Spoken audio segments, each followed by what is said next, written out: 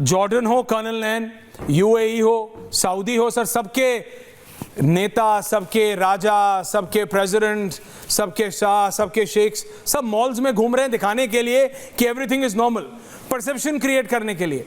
क्योंकि वहाँ जितने भी HNIs हैं जो करोड़ों अरबों खरबों रुपया, और वहाँ पे सब सर मिडिल ईस्ट को इसलिए सेफ माना जाता था कि चाहे ईरान हो, चाहे अमेरिका हो, चाहे रशिया हो, चाहे अमेरिका हो, चाहे चाइना हो, चाहे अमेरिका हो, चाहे पाकिस्तान हो, सबका पैसा वहाँ लगता है। और जब सबका पैसा वहाँ लगता है तो वो सेफ है। एक तो ईरान ने ये क्लियर कर दिया, हालांकि अब पेजेश्किन ने माफ़ी मांगी है, बोला नहीं होगा, लेकिन IRGC, कर्नल नैन, IRGC ने चैलेंज किया है ट्रंप को।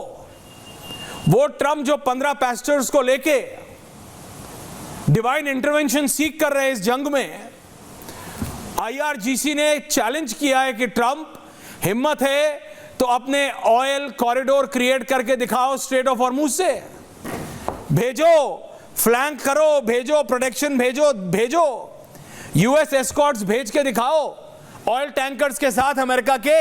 अगर हिम्मत है, स्ट्रेट ऑफ हॉर्मुज अमेरिकी और इजरायली ऑयल टैंकर्स के लिए बंद है। ये IRGC का ओपन चैलेंज है। पेजेश्किन की सुन नहीं रहा है IRGC, and it's very clear. Colonel Nain, Ashwat, thanks for inviting me to your show.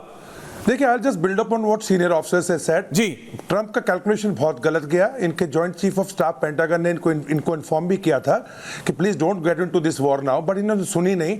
इनको बड़ा गुमान था कि थार और पैट्रियट वगैरह जो ये इंटरसेप्शन मिसाइल्स वगैरह हैं, उससे अगर ईरान कोई अटैक करेगा, मिसाइल्स छोड़ेगा, तो हम उसको आराम से देख लेंगे। और जो शायद मिस इन्फॉर्मेशन और इंटेलिजेंस फेलियर बहुत हाई लेवल पे हुआ है कि इन्होंने सोचा कि अगर हम खुमनई को मार देंगे तो उसके बाद में वहाँ पे विद्रोह और बुरी तरह से भड़केगा, जैनजी बाहर निकल आएंगे एंड इनका एम अचीव हो जाएगा। लेकिन जिस प्रकार से अभी इनकी पूरी की पूरी इंटरसेप्शन मिसाइल्स खत्म होती जा रही है, कह लीजिए खत्म हो गई हैं। इजराइल के पास तो 25% इंटरसेप्शन मिसाइल्स पहले से ही कम थी। उन्होंने कहा भी था कि हमारे पास है नहीं। और अब ये इन लोगों को एक मिसाइल को रोकने के लिए या ड्रोन्स को रोकने के लिए 4 के करीब मिसाइल्स की जरूरत पड़ती है। इधर से देखिए, नॉर्थ कोरिया और चीन और अपना रशिया खुल के सामने आ गए हैं। नॉर्थ कोरिया इनको इंजिन्स और उनका फ्यूल भेज रहा है, चाइना मिसाइल्स के लिए पूरा का पूरा इंफ्रास्ट्रक्चर भेज रहा है, और रशिया नेविगेशन, साथ में रशिया ने कह दिया कि इन्होंने 60 ड्रोन दिए थे रशिया को यूक्रेन में यूज करने के लिए, तो उसको जो मॉडिफाई किया रशिया अभी उनको सप्लाई करने जा रहा है। हालांकि यूक्रेन ने इनको कह दिया जान बचाने के लिए कि हम आपको एंटी ड्रोन का सिस्टम जो है वो दे देंगे और गल्फ कंट्रीज के अंदर लगाने के अंदर।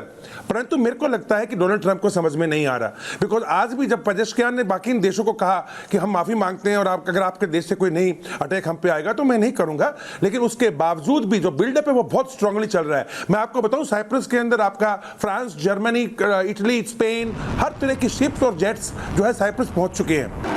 B-1B बॉम्बर जो है वो ब्रिटेन पहुंच चुका है। ब्रिटेन ने अपना एयर बेस दे दिया है और वहां से इनका आज रात को धमकी दी गई है ट्रंप द्वारा कि बहुत तहस नहस करने वाला हम अटैक करेंगे।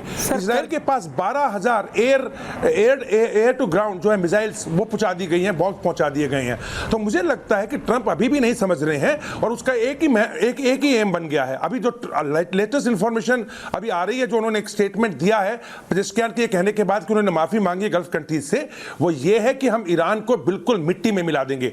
तो क्या गाजा वाला हल करना चाह रहे हैं?